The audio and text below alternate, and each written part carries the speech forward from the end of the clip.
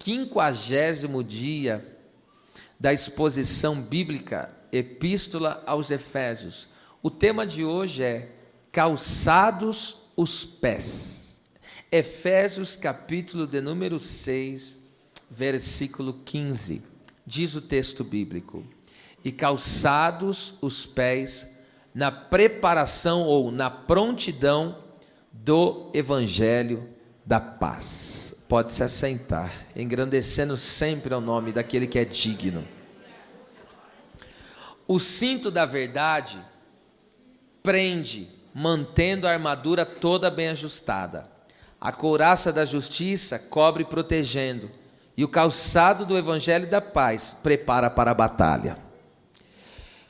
O versículo é uma sentença só, e nós vamos dividir ele aqui em 5 tópicos.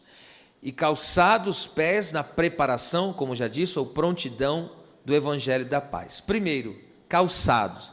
A palavra grega aqui para calçados é hipodeo, que significa amarrar, colocar calçado. E pode ser tanto a sandália antiga e como o sapato também.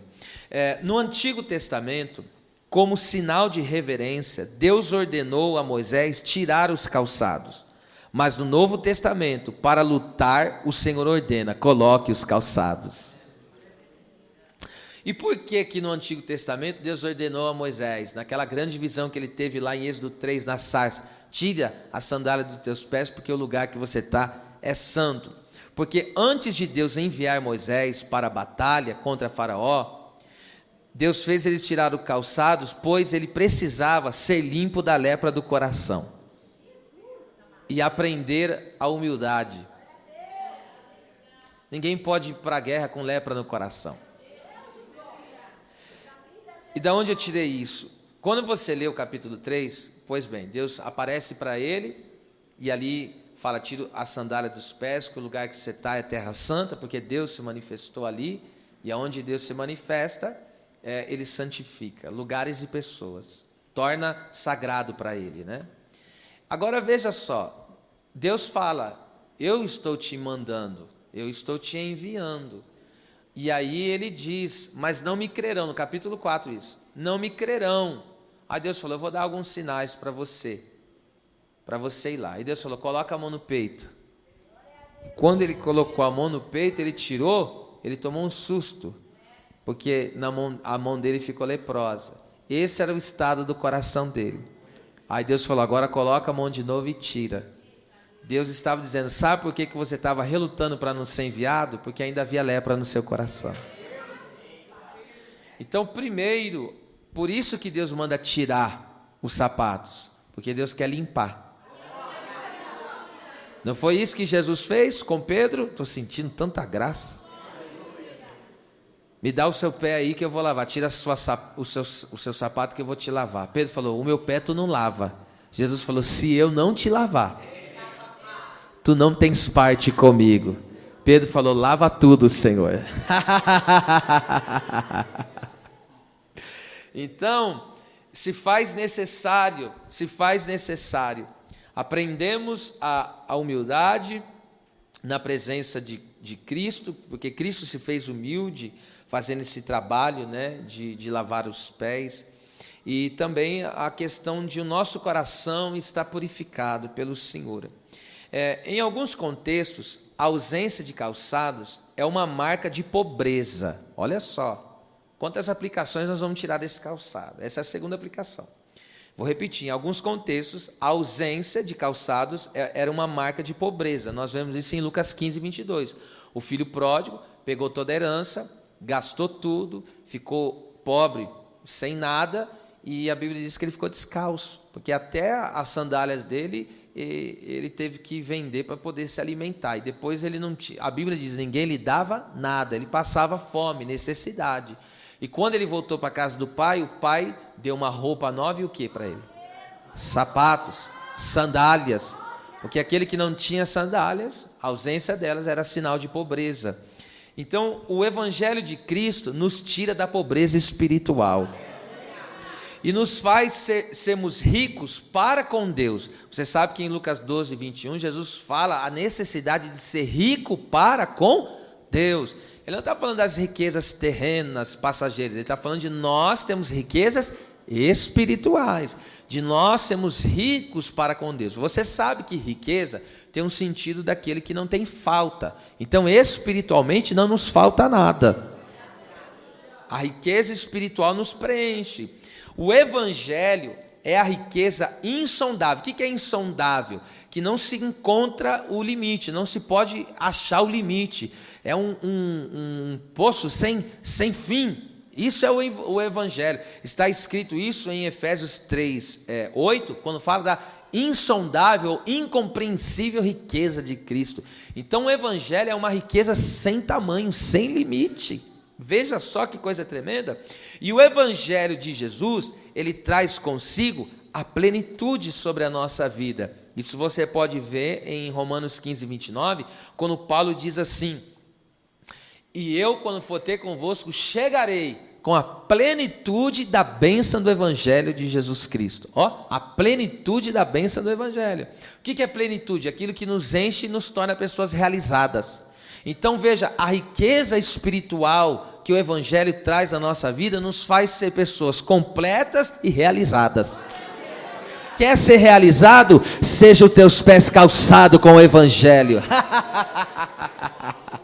Aleluia! A mensagem do evangelho realiza o homem. O que é uma pessoa realizada? Estou falando do ponto agora de vista material, humano. O que é uma pessoa realizada? Um bom trabalho, um bom salário, um bom curso acadêmico. É o sonho que ela tem, as conquistas. Esse é o sonho, e a pessoa, quando vai conquistando isso, ela vai se realizando.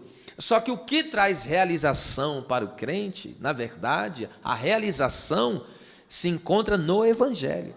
O evangelho nos realiza, já pensou? Seja realizado pelo poder do evangelho. Glória seja dada ao Senhor. Então o evangelho calçar, colocar esse calçado do evangelho da paz, é sair da miséria, da pobreza espiritual, é ser enriquecido, é dar um mergulho no oceano de Cristo. E lá, já pensou, meu amado irmão, você mergulhar nessas insondáveis riquezas? Por isso que Paulo diz, profundidade das riquezas. Então são coisas profundas. Por isso que na arca da aliança, Deus mandou colocar uma coberta. Você sabe que a arca não podia andar descoberta. E colocava-se uma coberta em cima da arca. E do que era feita a coberta? De pele de texugos. E o que é pele de texugo? Animais, de focas marinhas. E onde que elas vivem? No profundo das águas. Então, quando Deus manda colocar o lençol sobre a arca, Deus está dizendo, eu quero que você se aprofunde na minha presença. Cristo é a arca, então mergulha profundo nas riquezas. Olha, Cristo te enriqueceu, você é rico em Deus. Essa riqueza espiritual, ela é tremenda, nada se compara. Vamos lá, terceira aplicação. Isso aqui, alguém não vai aguentar segurar as lágrimas, não vai, essa não aguenta. Usar sapatos durante um período de luto era uma forma de esconder a dor. Eu vou repetir isso aqui. Usar sapatos durante um período de luto era uma forma de esconder a dor. Eu estou falando de Ezequiel 24, 17 e 18. Só para você entender. Aqui, Deus está dizendo para Ezequiel, eu vou tirar o desejo dos teus olhos. Sabe quem que é o desejo dos olhos de Ezequiel? A esposa. Olha o que Deus disse para ele. Eu vou levar ela, tá, Ezequiel? Aí, olha o que Deus disse para ele: refreia o teu gemido. Deus não falou nem choro, Deus falou gemido, porque ele ia urrar. Aquela dor ia fazer Ezequiel ficar arrasado. Mas Deus falou: refreia o teu gemido, hein? Não tomarás luto por mortos. Aí agora que vem, ata o teu turbante e coloca nos pés os teus sapatos. Por que Deus manda fazer isso? Porque no luto se tirava os sapatos. Então o sapato, quando a esposa morre, e ele vai e coloca o sapato, sabe o que ele está dizendo? Através desse calçado eu estou escondendo a minha dor.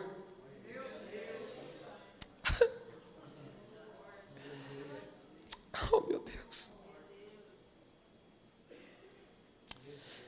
O crente fiel não coloca a armadura sobre uma lepra.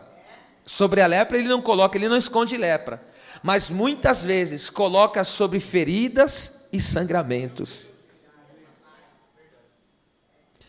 Olha o que Deus diz para ele: coloca os sapatos. Mas pera lá, sapatos aqui nessa conotação tem um sentido de que ele continua na guerra, ele vai profetizar.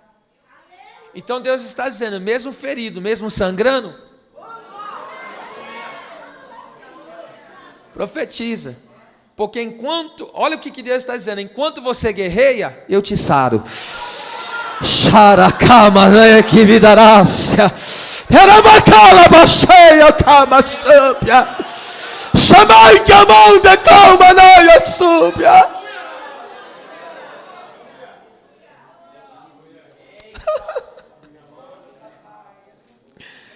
Diante de uma dura perda, Deus não deixou Ezequiel tirar a sua armadura.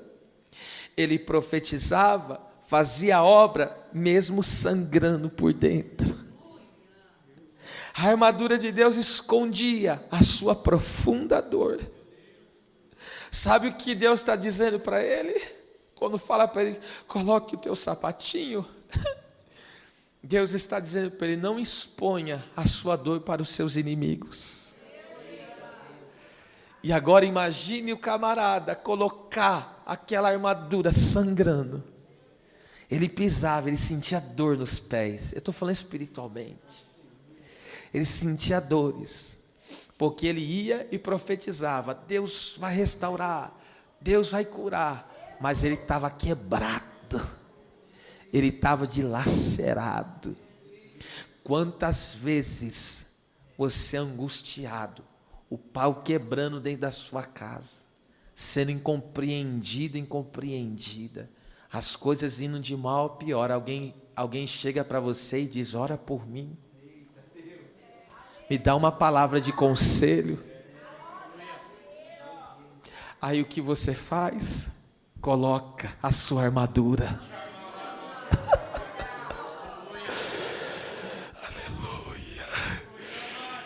Aleluia.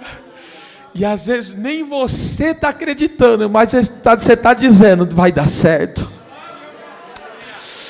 Deus vai dar vitória. Nem você mais está acreditando, mas está profetizando. Calabaçu. Você está dizendo, Deus vai salvar. E nem você está vendo solução para a tua família. Aleluia. Ezequiel, engole esse choro. Levante uma das mãos para os céus. Eu vou te dar 30 segundos. Aqueles velhos conhecidos 30 segundos. Para você colocar uma adoração diante do seu Deus. Deus tem visto o seu sofrimento. Deus tem visto as tuas lágrimas. Deus tem visto a sua agonia. Tem hora que você pensa que vai ter um colapso, vai entrar em desespero, você quer gritar, se descabelar, mas aí você põe a armadura, engole o choro e continua a tua marcha.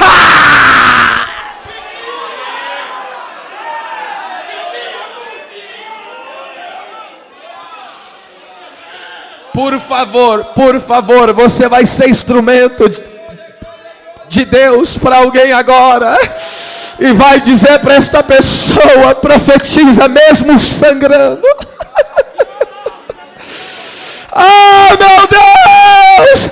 Aleluia! Cultua mesmo ferido, adora mesmo fragmentado. Não pare, soldado de Deus! Não para!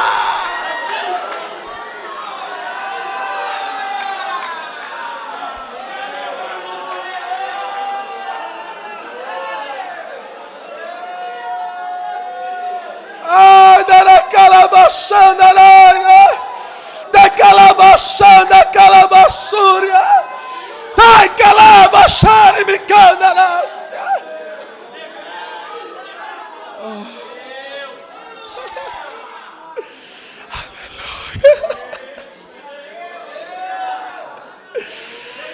Se alguém visse você só um pouquinho sem essa armadura, ia ver muitas vezes a sua pele carne viva, porque o ferimento roçando na armadura, e você aguentando o tranco, o inimigo lutando contra você, mas Deus dizendo: eu conheço o meu soldado. Engole o teu gemido, engole o teu luto, engole a tua dor, profetiza.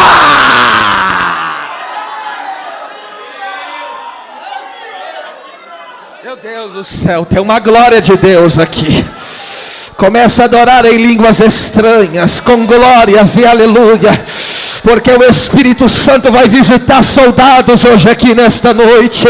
Você pensa que ele não tem visto, aleluia, você naquele quarto, você pensa que ele não tem te visto, você derrubando aquelas lágrimas naquele local de trabalho, ele tem te acompanhado.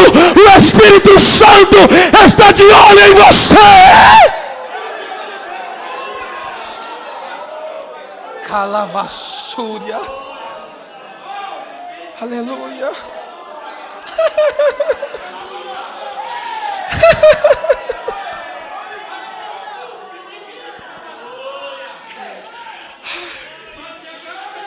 Quantas vezes a pessoa chega e fala: eu não vou cantar não. Hoje eu vou lá, nem glória eu não vou dar. Aí vem Deus e fala para você: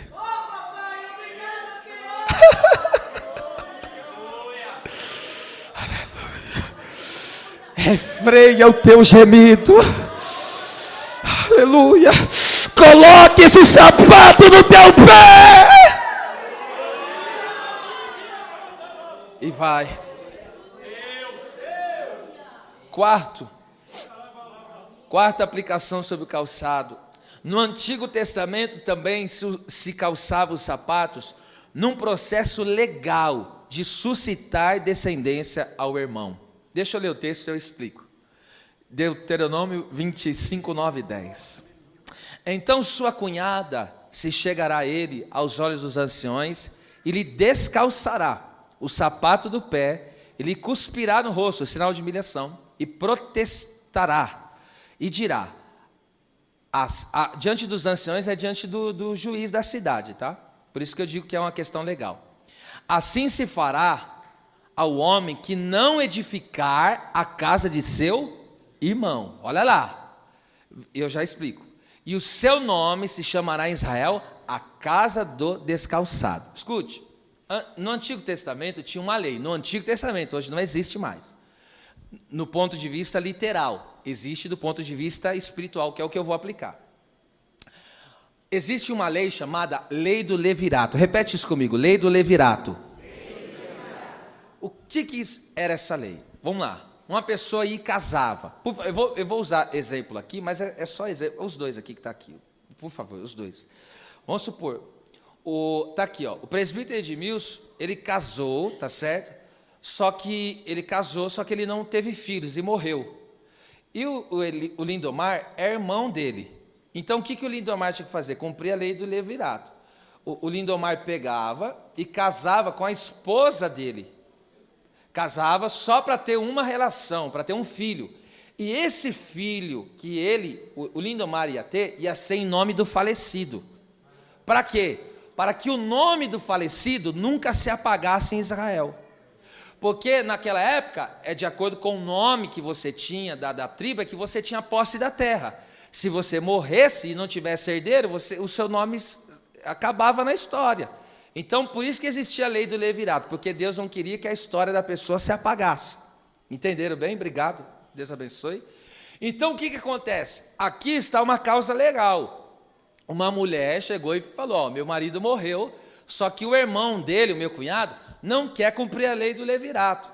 Ele tem que, se relacionar comigo, no caso, ela dizendo, para termos um filho, só que esse filho não é dele, esse filho é do falecido. Então essas pessoas muitas vezes não queriam se relacionar, por quê? Porque o filho não seria dele, seria em nome do falecido. Então ele não queria edificar a casa do irmão, por quê? Porque senão ele ia perder parte da terra. Porque a terra não é dividida? Então ele está dizendo: já que o meu irmão morreu, então fica mais terra para mim. Agora, quem que cumpriu essa lei tremendamente? Sabe quem que cumpriu? Boaz, com Ruth. Eu vou ler o texto, 4:7. Não morreu Elimeleque, Malom e Quilion? Morreram, eles perderam. Aí Noemi, ela não tinha mais herdeiro, então ela perdeu todas as terras. Aí agora tem que algum parente próximo, se não fosse seu irmão, algum parente próximo, tinha que cumprir essa lei do levirato. E quem era o parente próximo? Boaz. Tinha um mais próximo do que Boaz, mas ele não quis cumprir a lei do levirato. Aí olha o que aconteceu, pega isso aqui. Havia, pois, já de muito tempo este costume em Israel, quando a remissão e contrato, para confirmar todo o negócio, que o homem descalçava o sapato e dava ao seu próximo, e isto era por testemunho em Israel. Então o que aconteceu? O Boaz chegou para o parente lá da Noemi, que era mais próximo, e falou: e aí, você vai cumprir a lei do levirato para dar nome para Elimeleque, Malom e Quilion, e eles não perderem o nome a Israel? Ele falou: não darei o nome. Eu sou o remidor da vez, mas eu não darei nome. Então Boaz pegou e fez o quê? Tira os sapatos. E ele foi e colocou, dizendo: eu vou remir ela. Eu vou suscitar semente. Então o primeiro filho que eles tiveram não foi de Boaz, foi no nome do falecido. E aí qual é a aplicação para nós aqui? Aqui para nós a aplicação é evangelística. As pessoas estão mortas espiritualmente. Aí nós colocamos a armadura de Deus, o calçado do Evangelho da Paz, para orarmos por eles, jejuarmos por eles. Porque morto não ora, morto não jejua, morto não tem fé. Então nós fazemos isso por eles. Às vezes na tua casa tem alguém que está morto, você que carrega a carga dele. Ele não consegue levantar semente, ele não evangeliza ninguém, ele não ora por ninguém, ele não busca por ninguém. Ele não edifica a casa de ninguém. E aí o que você faz? Você toma essa posição. Tá certo? Espiritualmente. Então, perceba só que coisa tremenda. Através do Evangelho, nós edificamos casa espiritual. Então, através de nós anunciarmos a palavra, orarmos para Deus salvar pessoas, nós estamos edificando famílias. Nós não podemos ser egoístas a ponto de só pensar no nosso espaço que teremos na eternidade com Cristo. Deus nos levantou para edificar os nossos irmãos. Então tem pessoa que está morta espiritualmente. O que eu faço por ele? Oro por ele, jejuo, tá certo? E busco, e ali eu vou ser o instrumento para levantar. Então põe esse calçado. Calçado do evangelismo. Glória a Deus. Vamos lá, os pés. Calçado, os pés. Pés aqui, escute, no Oriente colocava-se o pé sobre a pessoa derrotada. Davi fez isso com Golias. 1 Samuel 17:51. Quando ele venceu Golias, ele chegou, subiu em cima de Golias, colocou o pé na cabeça e cortou ela. Como que querendo dizer, né?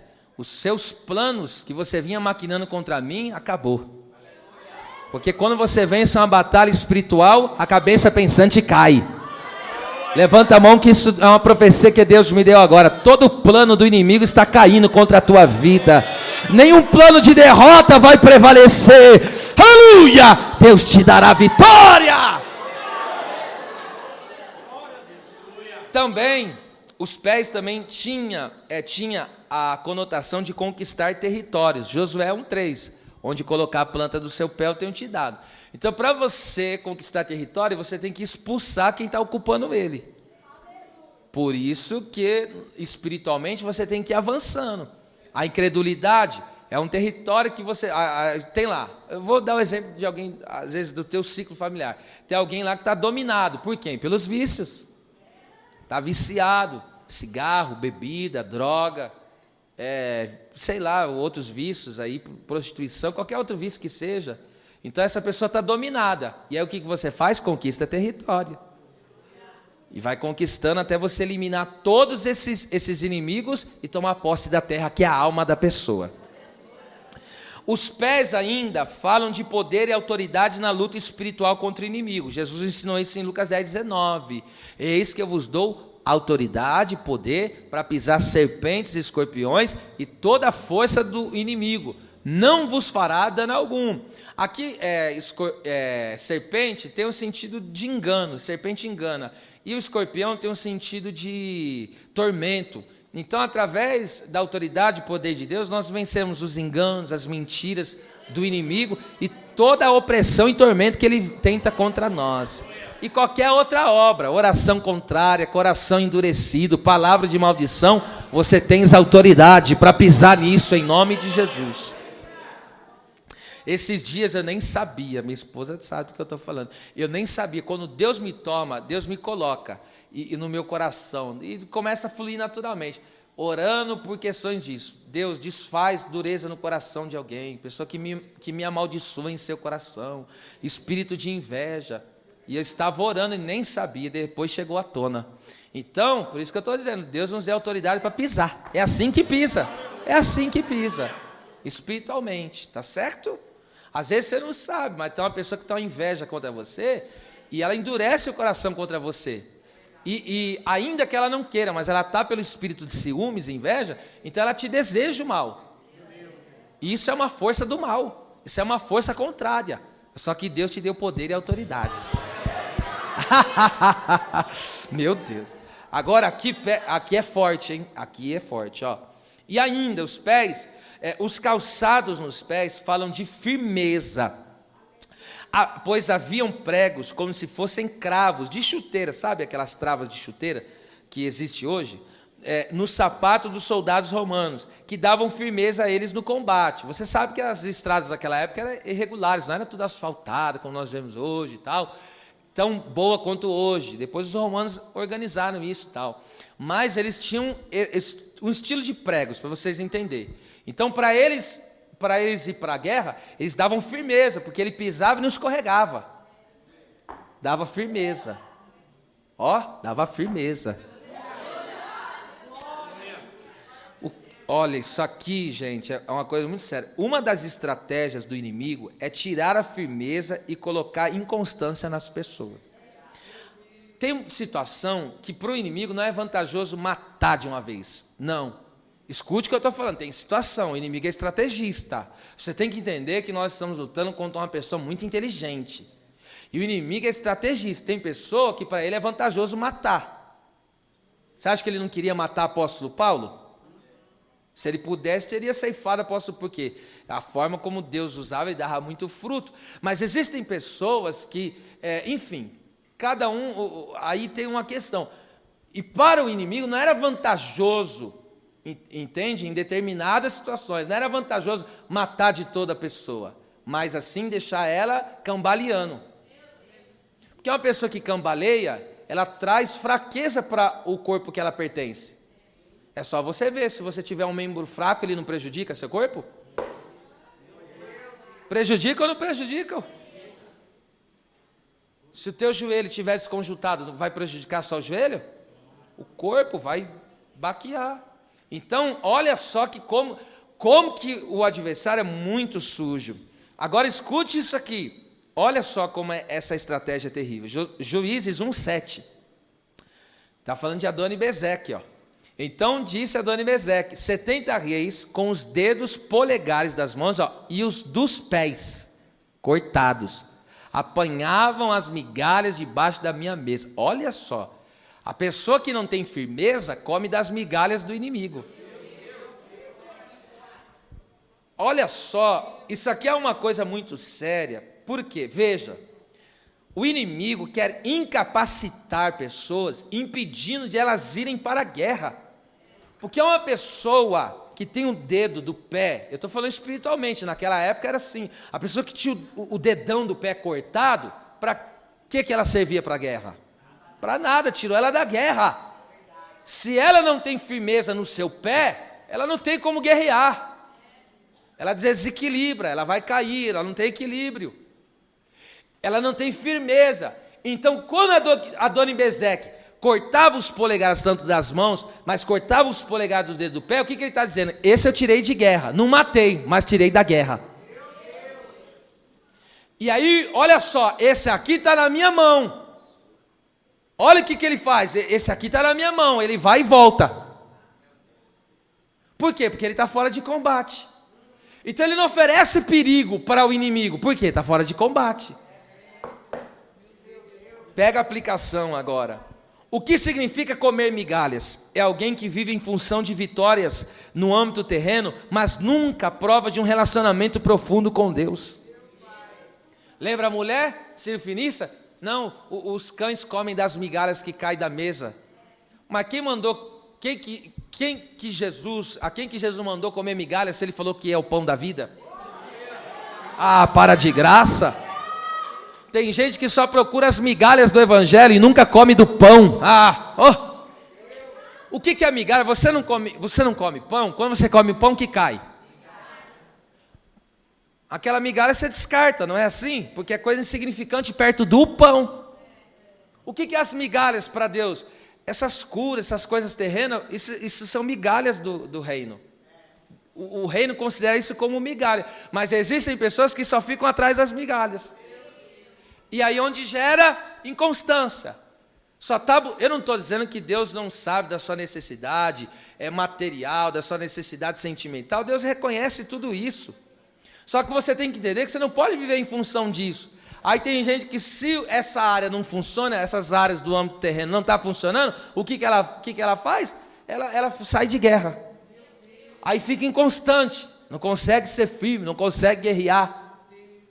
Mas se você entender que Deus quer que você não fique atrás de migalha, mas sim que você entre num relacionamento profundo de intimidade. Eita glória!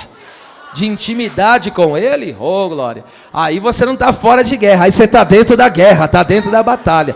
Estou profetizando, Deus vai exterminar toda inconstância do nosso meio, em nome de Jesus. Romanos, coloca aí 16, 26. Por isso que o evangelho tem que ser pregado. Por quê? Mas que se manifestou agora e notificou o 25, perdão. 25, coloca aí 16, 25.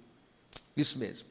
Ora, aquele que é poderoso para vos confirmar. Diga essa palavra, confirmar. Segundo o meu evangelho e a pregação de Jesus Cristo. Então, o evangelho confirma. Essa palavra confirma aqui, essa palavra confirma é esterizo no grego, que significa fortalecer, firmar, fazer constante.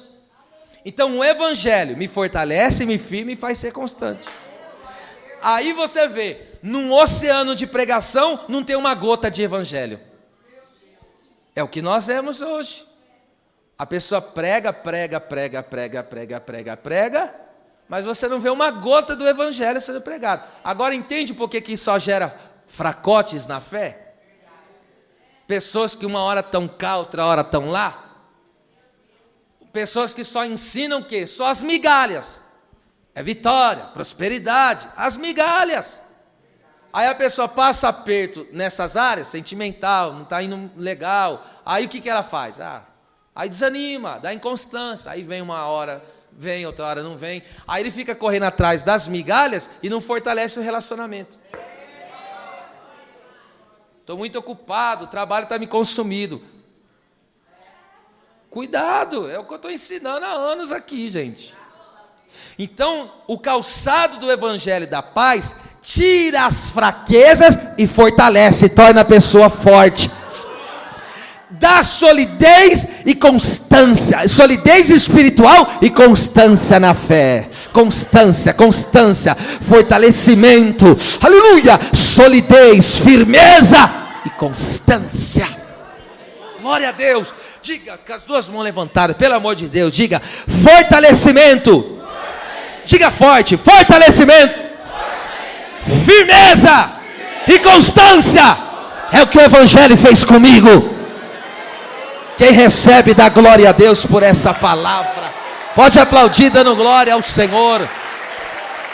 A noite amante colva súria. Teremiou camande colvas dai. Tá certo? Fala para um crente Zé Migalha. Fala para ele que ele tem que caminhar mesmo sofrendo, sangrando, para ver o que ele fala para você. Fala para um crente Zé Migalha que ele tem que abandonar o pecado para servir a Deus, para você ver o que ele fala. Tem um monte de gente oferecendo migalha maquiado de evangelho, mas não tem nada de evangelho.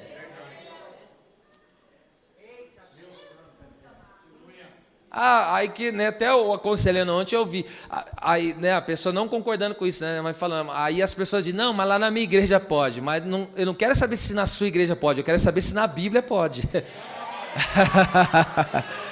Porque Quem ostenta a verdade absoluta não é a igreja de fulano, de Beltrano, é Jesus.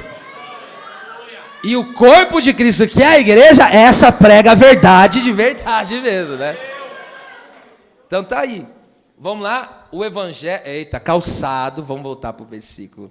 É lindo, hein, esse texto. E calçado dos pés na preparação, ou conforme já disse, pode ser traduzido, é com a prontidão, ou na prontidão. A palavra grega aqui é retoimasia, que significa o ato de preparar, a condição de uma pessoa estar pronta, preparada. Prontidão, disposição. É um estado em que se está pronto para a ação. O evangelho de Cristo me prepara primeiro para Deus. Eu vou repetir isso aqui. O evangelho de Cristo me prepara para Deus. Isso você pode ver em 2 Crônicas 12:14. Olha que diz do rei Roboão: e fez o que era mal, maligno, porque não preparou o coração para buscar a Deus. Então o evangelho, quando o evangelho de Cristo vem com poder sobre a minha vida, o evangelho se manifesta, a pregação genuína da vida e obra de Jesus se manifesta na minha vida, então eu sou preparado para Deus, tá certo? Para viver uma vida que glorifica o nome dele. Assim como a pregação de arrependimento de João Batista preparou o caminho para a primeira vinda do Senhor para o seu povo, lembra? Marcos 1, 3, capítulo 1, versículo 3 e 4, João Batista disse: anuncia o profeta do Senhor, preparai o caminho, vós o que clama no deserto, aí fala: arrependei-vos e convertei-vos, é chegado o reino dos céus. Então ele estava preparando o caminho para Jesus vir. O que é preparar o caminho? Preparar os corações, para que as pessoas recebessem a Cristo, o Senhor. Agora escute só, o evangelho prepara para a segunda vinda. Então a pregação do arrependimento preparou para a primeira, agora o evangelho prepara para a segunda vinda, pois o Senhor que veio é o mesmo que voltará. E como voltará? Repentinamente. Mateus 24, 43 e 44, ele virá como ladrão, e Jesus falou: o Filho do Homem virá quando não penseis. Então é uma coisa que ninguém sabe, nem a data, nem o dia, nem a hora, por isso que tem que estar preparado. Veja, o evangelho é preparação. Eu estou preparado, a qualquer momento eu estou preparado. Aleluia. Aqui estou preparado, lá no trabalho estou preparado, e lá em casa preparado. O evangelho de Cristo nos prepara para as batalhas espirituais e o alcance das almas. Vou repetir. O evangelho de Cristo nos prepara para as batalhas espirituais e também o alcance das almas. Olha só em Abacuque 3,19, que lindo. Diz assim, ó, que texto maravilhoso. Acho que eu esqueci. Abacuque 3,19. 3,19 de Abacuque. O Abacuque, ele faz uma declaração no final do livro, diante de todas as intempéries que ele estava vivendo. Ele diz assim, ó: Jeová, o Senhor, ó, é a minha força, e fará os meus pés como das cervas, que é veloz e hábil, e me fará andar sobre as minhas alturas. Escute só, a palavra altura aí, hebraica, é bamá, que significa lugares altos, campos de batalha, porque muitas vezes se fazia guerra nos lugares altos, tá certo? Então olha o que Abacuque está dizendo: do Senhor vem a minha força. Por isso que Paulo, o que Paulo diz? Fortalecei-vos no Senhor e na força do seu poder. E aí ele fala da armadura. Logo, a armadura, vestir a armadura de Deus me fortalece. Essa é a força de Deus, vem através da sua armadura. Uma das maneiras de Deus me fortalecer é colocando em mim a sua armadura, eu me vestindo com a armadura. E aí o que vai acontecer? Essa força que vem do Senhor vai me dar duas coisas aqui, conforme o texto está dizendo. Vai me dar o quê? Agilidade e capacidade para agir de maneira apropriada no campo de batalha. Porque fazer os pés como das cervas aqui, porque ela tem velocidade, ela tem agilidade, e ela é hábil, ela sabe caminhar de forma correta, fazer a coisa de forma apropriada. Então, é isso que é a armadura de Deus. Então, Deus manifesta a sua força através da sua armadura, e aí, então, calçar os pés é colocar velocidade nesses pés. É colocar agilidade nesses pés, na caminhada espiritual, tá? E ainda é você fazer as coisas de forma adequada, apropriada, tá certo? Então Deus nos ensina, está preparado para a batalha. E para então, a todo momento, e tempo, como diz a Bíblia, em tempo e fora de tempo, pregando o Evangelho e com sabedoria ganhando as almas para o reino de Deus. Vamos lá, voltando aí ao versículo 15. Então, e calçados os pés com a preparação do Evangelho. Escute isso aqui, do Evangelho e da paz. Vamos trabalhar mais esses dois tópicos. Primeiro, Evangelho. O que é Evangelho? A palavra Evangelho é Evangelion, que significa as boas novas da salvação de Cristo. Eu estou falando de forma simplificada. De forma simplificada, aqui Evangelho poderia ser traduzido, tá? Uma mensagem que alegra o coração, ou uma notícia que deixa feliz. Está vendo só? A pessoa que é ministrada pelo Evangelho, ela terá o coração alegre. Ela será uma pessoa feliz. Olha que lindo, isso é tremendo, gente. Naum, capítulo 1, versículo 15. Olha só que coisa tremenda isso aqui. Eis sobre os montes os pés do que traz boas novas, do que anuncia paz. Celebra as tuas festas, ó Judá. Só até aqui. Aí eu explico. Esse texto aqui também tem um semelhante em Isaías, 52:7. Ó, conformosos são os pés daqueles que anunciam as boas novas. Isso para nós no Novo Testamento é o que prega a mensagem do Evangelho, que é Jesus. Agora, entenda só uma coisa tremenda. Os mensageiros, por que aqui o texto está dizendo: eis sobre os montes os pés do que traz boas novas, do que anuncia paz? Porque esses eram os arautos que traziam essa boa notícia. E como que isso acontecia? Os mensageiros anunciavam o livramento do domínio do inimigo. Diante de um cerco, o povo era impedido de subir a Jerusalém para celebrar a Páscoa. E o que era a Páscoa? As festas aqui, dentro delas, uma delas era a Páscoa, né? Que era a libertação da escravidão, no caso do Egito. Então, aqui nesse texto está falando do quê? Da destruição dos assírios, através, vamos lá, os assírios cercou Jerusalém. Como eles cercaram Jerusalém, o povo não poderia ir celebrar a festa da libertação. Por quê? Porque o inimigo dominou de novo. Aí o que acontece? Quando Deus intervinha na história, e as pessoas triunfavam, ia lá, Deus dava vitória e derrubava o inimigo, o que acontece? Alguém vinha em cima das muralhas e dizia: acabou o cerco, o inimigo caiu. Ele vinha gritando como um arauto, e ele ia proclamando: acabou o cerco, o inimigo bateu em retirada, o nosso Deus nos deu vitória. Acabou o cerco, Deus venceu o inimigo e nos trouxe liberdade. Imagine, ele sair no meio de todo o povo gritando, o povo cercado, sem poder subir no templo, sem poder ir para Jerusalém, porque estava cercado. Então, olha só que coisa linda. Então, é isso que o pregador do Evangelho faz. O pregador do Evangelho, por isso que nós proclamamos, não é simplesmente falar, é proclamar, porque é você falar de um feito, é você falar de uma obra, é você falar de Cristo, é você falar do quê? O que é o Evangelho? É anunciar a vitória de Cristo sobre o pecado, sobre os demônios e sobre a própria morte. Assim as pessoas são libertas e podem celebrar a Santa Ceia do Senhor, podem celebrar o Pentecoste. Então nós hoje, o que nós fazemos como pregadores do Evangelho? As pessoas estão presas no quê? No pecado, nos vícios, estão presas. Elas não conseguem fazer a vontade de Deus, não conseguem caminhar, não conseguem servir a Deus. Por quê? Porque estão presas no pecado, e o diabo está dominando, cercando a vida dessa pessoa. Mas aí o que nós fazemos? Nós gritamos bem alto: pode sair dessa condição de escravidão, porque Jesus venceu, Jesus já derrotou esse inimigo. Isso é Evangelho. Então, se não prega contra o pecado, como que as pessoas vão ser felizes? Se não prega a libertação e o medo, o domínio do inimigo, o medo da morte, como que as pessoas vão ter alegria nessa vida? Então é só o Evangelho que pode nos trazer essa esperança de uma vida eterna na presença do Senhor.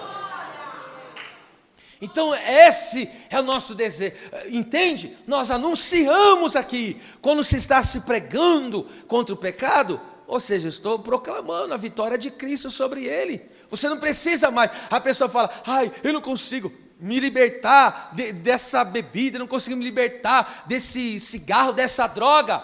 Então eu estou aqui te anunciando o Evangelho. Você não precisa mais estar preso com qualquer outro pecado que seja.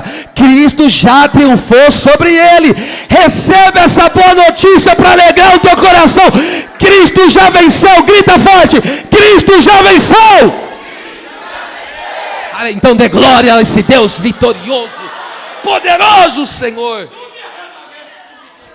Agora sinta essa glória que você vai ouvir agora. Como já visto, o Evangelho é a vida e a obra de Jesus. Então alguém chegar e perguntar para você, o que é o Evangelho? Você vai dizer para ele, o Evangelho, que eu falei de forma simplificada, é as boas novas de salvação de Cristo. Mas o Evangelho não é simplesmente as boas novas de salvação. O Evangelho é o próprio Jesus, ele é o Evangelho. Ele é a boa nova. Ele é a notícia de salvação, de libertação. Então, quando eu falo, alguém perguntar, estou definindo, alguém perguntar para você, o que é o Evangelho? Aí você diz para essa pessoa, Jesus é Deus.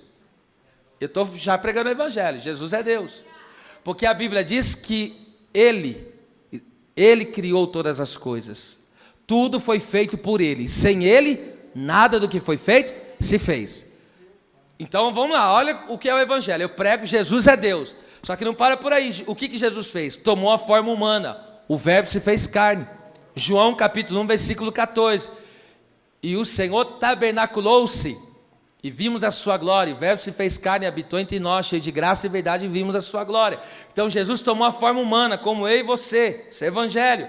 Outra coisa, ele cumpriu, Jesus aqui na terra, ele cumpriu toda a justiça do Pai, toda a justiça de Deus. Ele cumpriu toda a justiça. 3,15, ele cumpriu, ele nunca falhou em nenhum mandamento. Ele cumpriu todos os mandamentos, todos. Jesus, outra coisa, Jesus é perfeito, ele não tem pecado. Hebreus 4,15, isso é Evangelho. Outra coisa, Jesus aqui na terra, ele fez as obras do Pai.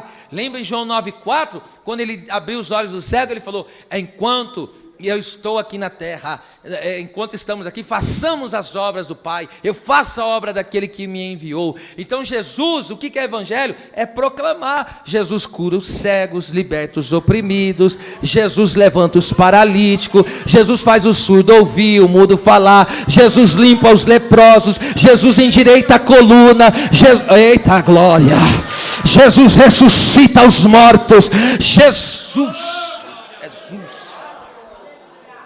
Isso é Evangelho. Outra, olha lá, agora ainda mais, Jesus também, ele se entregou na cruz voluntariamente, João 10, 17 e 18, ele falou, não é os homens que estão tirando a minha vida, é eu que estou entregando e eu tornarei a tomar de novo. E ele repete o versículo 18, não é ninguém que está tirando, é eu que estou entregando voluntariamente. Isso é Evangelho. Ele obedeceu à vontade do Pai.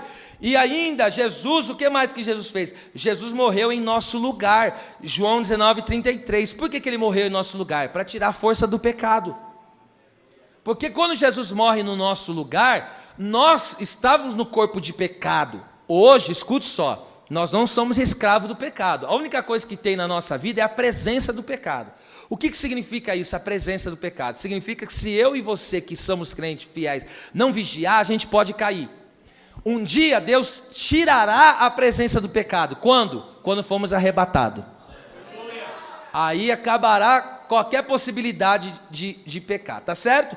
Por isso que Jesus morreu em nosso lugar, tirou a força do pecado. E que mais? Jesus foi sepultado, João 19:42. Por que ele foi sepultado? Ele enterrou a nossa velha natureza. É por isso que as coisas velhas se passaram, e eis que tudo se fez novo. Jesus fez o quê? Ressuscitou, para quê? Para a nossa justificação e salvação, Romanos 10, 9 e 10. Com o coração se crê para a justiça, e com a boca se confessa para testemunho. Então Jesus ressuscitou para a nossa justificação. E agora? Ele quer mais? Isso tudo que eu estou falando é evangelho, eu estou resumindo o evangelho. Jesus subiu ao céu, para quê? Para cumprir uma promessa. Não turbe vosso coração. Credes em Deus, crede também em mim. Na casa de papai há muitas moradas. Se não fosse assim, eu não vos teria dito, eu vou preparar lugar. Jesus foi, e foi para preparar um lugar para mim e para você. E agora, o que mais? O que é evangelho? Aí o evangelho conclui aqui.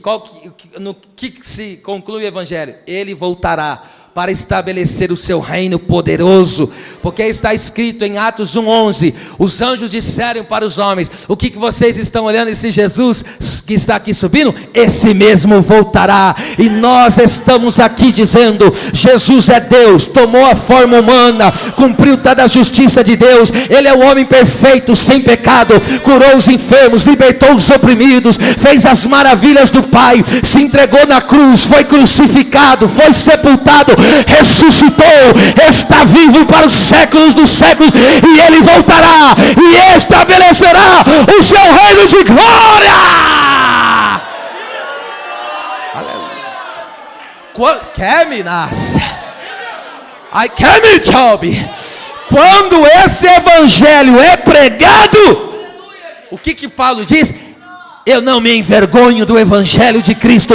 Este é poder, este é poder. Então que é evangelho? É falar de Jesus, é centralizar Jesus, é glorificar Jesus, porque dele, por ele, para ele são todas as coisas. Então toda pregação tem que estar baseada nisso. Vida e obra de Jesus, tá certo? Tem que estar baseada nisso. Glória a Deus. Vamos lá agora para encerrar. Esse evangelho é o evangelho do quê? Versículo 15, volta aí. Efésios, e calçados os pés na preparação, na prontidão do evangelho da paz. Agora nós vamos encerrar aqui, até gostoso essa palavra. Paz. Paz. Paz. A palavra paz é eirene, significa paz entre os indivíduos, harmonia, concórdia. Eu estou falando aqui em resumo, tá? Então aqui, nesse caso aqui, paz é o estado tranquilo de uma alma que tem certeza da sua salvação, através de Cristo, e por esta razão, nada temendo de Deus, e contente com a porção terrena. Veja só. É alguém no estado em que se está livre de preocupações, ansiedades e perturbações interiores. Esta paz que vem do evangelho prepara a pessoa para a batalha. O que é paz? Paz é o Cristo que pagou o preço. E a ira, a cólera de Deus foi sobre ele, e aí ele pegou e fez o quê? Agora com o seu sangue ele aplacou a ira de Deus. Então agora eu posso ter harmonia com o Pai. Entende? Agora eu posso estar em paz. Jesus apazigou. Enquanto eu tenho paz, porque a paz ela tem, por isso que é a cruz, A cruz, ela é vertical e horizontal. Por quê? Porque Cristo nos fez a paz entre nós e Deus, consigo mesmo, Ele é Deus. Só que também agora nós temos paz entre nós. Por que você tem paz com o seu irmão, sendo que ele é tão diferente de você? Porque o sangue que nos une é maior. O sangue que nos une é maior. Glória a Deus. Aleluia. Glória a Deus. Escute, quando Jesus apareceu para os discípulos, a primeira palavra que ele disse, quem lembra? Vocês já conhecem. Lucas, eu vou citar dois textos, Lucas 24, 36. 24, 36, ele pegou e disse, a paz seja convosco. E João, vou citar também João. Estavam com medo, trancados, por causa dos religiosos, Cristo tinha acabado de sofrer horrivelmente, e eles estavam com medo. Jesus aparece no meio deles. Paz seja convosco. Jesus está dizendo para eles, por que vocês estão perturbados? Se eu já paguei o preço. Por que vocês estão ansiosos com o dia de amanhã? Se você é cuidado pelo teu Deus. Para de graça. Quando Jesus está dizendo aqui, paz seja convosco, meus irmãos, Jesus está dizendo tudo isso. Jesus está dizendo para eles, é o Pai que vai cuidar de vocês. Agora está tudo em paz, Ele vai cuidar. O preço está pago, agora vocês estão em harmonia, está tudo legalzinho. Agora, olha que coisa linda. Qual foi a mensagem que Jesus deu para os discípulos levarem para as casas? Lucas 10, 5 e 6. Olha, aí, meu Deus. E em qualquer casa, casa aqui é o sentido de família. Em qualquer casa onde entrares, diz aí primeiro, 3, 2, 1. Paz seja.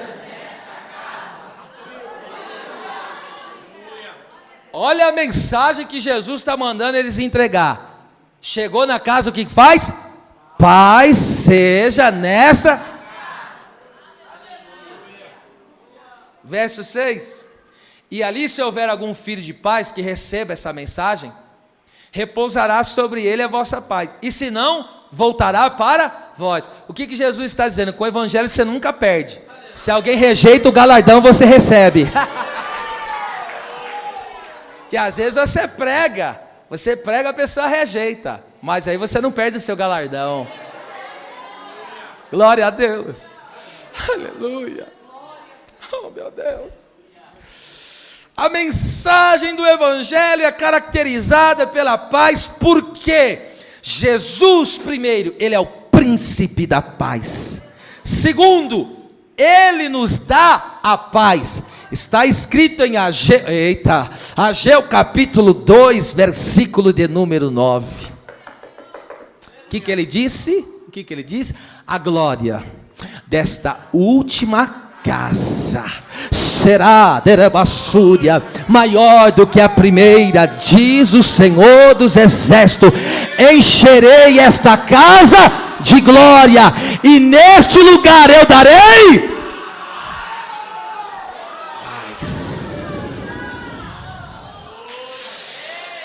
Ele, além de nos dar a paz, Efésios 2,14, a Bíblia diz, Ele é a própria paz. Recebe paz de espírito, recebe paz para dormir, paz para acordar, paz para viver, paz para trabalhar, paz para acreditar, paz para confiar, paz para congregar. Recebe em nome de Jesus essa paz. Deus vai colocar as coisas no seu devido lugar. Por que que o evangelho da paz? Meu Deus do céu. O que é que tiram a paz de uma casa? O que é que tiram a paz de uma casa? O pecado é o que tira a paz de uma casa. O que faz uma mulher estar angustiada com o seu marido, principalmente? Estou dizendo, não é que tem várias coisas, mas estou dizendo, é a questão de ele não ser um crente. Por isso que não dá concórdia. Eu estou falando na questão principal, né? A questão de convivência, isso aí a gente trata na palestra de casal, tá? Mas escute. Quando Jesus orienta os seus discípulos, dizendo, vai lá e ministra nessa casa, o quê? Paz. Ou seja, aquela casa vai ter harmonia com Deus. Olha o que eu estou dizendo. Aquela casa vai ter harmonia com Deus. É isso que Deus está liberando sobre a tua casa. Oh, meu Deus. Ei, toda peça que está fora do lugar, Jesus vai colocar no seu devido lugar. Jesus está ajeitando as coisas. Então, soldado, coloque esse calçado, porque é Ele que te prepara para a guerra. Eu encerro, meu Deus. Está gostoso esse estudo até de ministrar. O calçado do Evangelho da Paz nos prepara para toda boa obra. Recebe isso na tua vida agora. Deus está firmando os teus pés. Os teus pés hoje vão sair daqui cheios de agilidade. Aleluia. E como que me interessar que eu der que me dá a calabaia. Aleluia, no fechamento desse estudo, Deus me dá esta palavra profética, assim como Deus disse para Elias: come desse manto, come desta comida celestial, come desta, olha lá, come pão na brasa, toma dessa água fresca. Por quê? Porque grande é a tua caminhada. Levanta-te, Elias, e vai. As palmas louve ao Senhor.